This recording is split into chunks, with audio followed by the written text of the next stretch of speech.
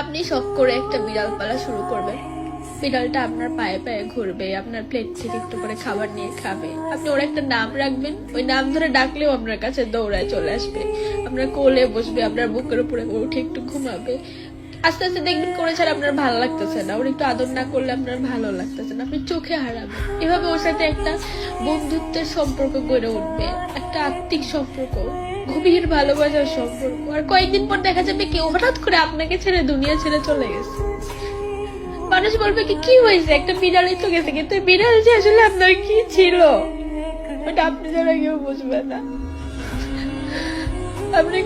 আপনি কারো কাছে জবাবও চাইতে পারবেন না, অভিযোগ করতে পারবেন না, কিন্তু একটু পর পর আপনার কলেজের মধ্যে আঁচড় দিয়ে উঠবে মায়া।